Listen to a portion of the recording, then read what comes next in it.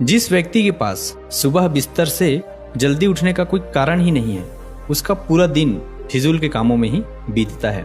एक सफल व्यक्ति सफल ही इसलिए है क्योंकि उसने अपने जीवन का मकसद खोज लिया है और उस पर काम कर रहा है। ज्यादातर लोग असफल केवल इसलिए है क्योंकि उन्होंने अब तक अपने जीवन का मकसद ही नहीं खोजा है, जो कि सफलता की पहली सीढ़ी है।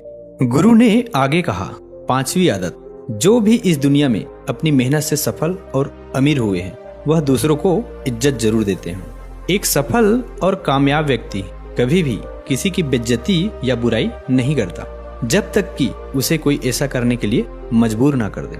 हो सकता है किसी के पास उनसे कम दौलत हो, कम ज्ञान हो, दिखने में हमसे अच्छा ना हो, लेकिन इसका मतलब यह नहीं कि हम उसकी बेइज्जती करें, उसे नीचे दिखाएं।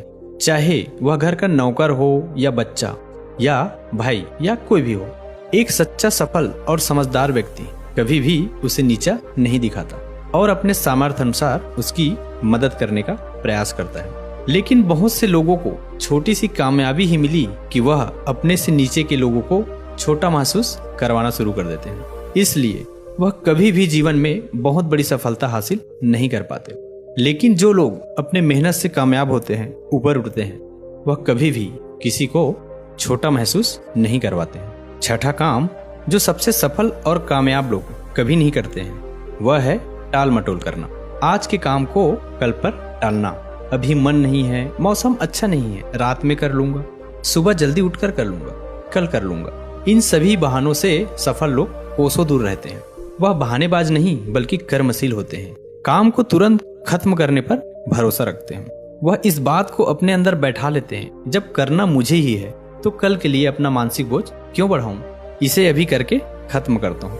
लेकिन असफल लोग होते हैं वो अक्सर काम को टालते रहते हैं। काम को टालने से व्यक्ति को तुरंत आनंद तो महसूस होता है, लेकिन बाद में काम का बोझ बढ़ने से वह चिंता और तनाव का शिकार हो जाता है। इसलिए अगर जिंदगी में बहुत सफल होना है तो आज के काम को कल पर टालना छोड़ दो और देखना केवल यही एक आदत तुम्हें बहुत आगे तक ले जाएगी। 7वीं आदत, सफल और कामयाब लोग कभी भी जिम्मेदारी से भागते नहीं। वह बहाने नहीं बनाते बल्कि जिम्मेदारी को सहज स्वीकार करते हैं और उसे सीखने और आगे बढ़ने का एक सुनहरा मौका मानते हैं। कहा जाता है समझदारी उम्र से नहीं बल्कि जिम्मेदारी लेने से आती है, और यह बात एक सफलता की चाह रखने वाला व्यक्ति बखूबी जानता है कि जिंदगी में उसे 2 में से सिर्फ एक ही चीज मिलेगी, या तो सफलता या सिर्फ बहाने को चुनना। और जो सच्ची सफलता की चाह रखता है वह हमेशा जिम्मेदारी को चुनता है। लेकिन जो असफल और नाकामयाब है वह बहाने ढूंढता रहता है, जिम्मेदारियों से भागने का शिकायत करता रहता है कि आखिर वह इस काम को क्यों नहीं कर पाएगा। और सच में उसकी यह मानसिकता उसे ऐसा ही बना देती है और वो जिंदगी भर असफल और परेशान ही रहता है। इसलिए अगर जिंदगी में सफल होना है तो आज से ही बहाने बनाना, टाल मटोल करना बंद कर दो। 8वीं आदत, कामयाब लोग दूसरों की बुराई और उनसे बेवजह बहस करने से बचते हैं।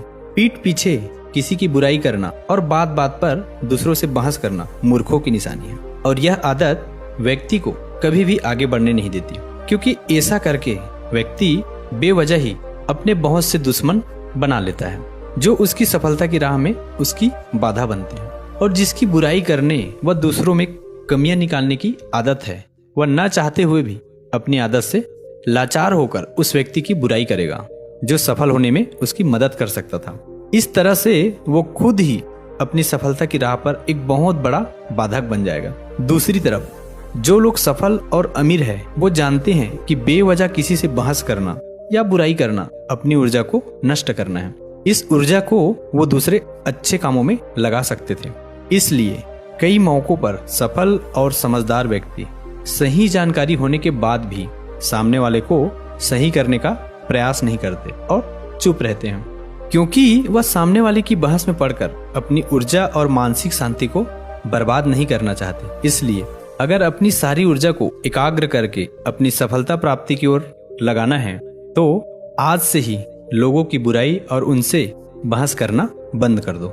9वीं आदत, जो लोग सच में अपनी मेहनत से सफल और कामयाब होते हैं वह मदिरापान, धूम्रपान और हर तरह के नशे से खुद को दूर रखते हैं। आखिर मदिरा और धूम्रपान लोगों को देता क्या है?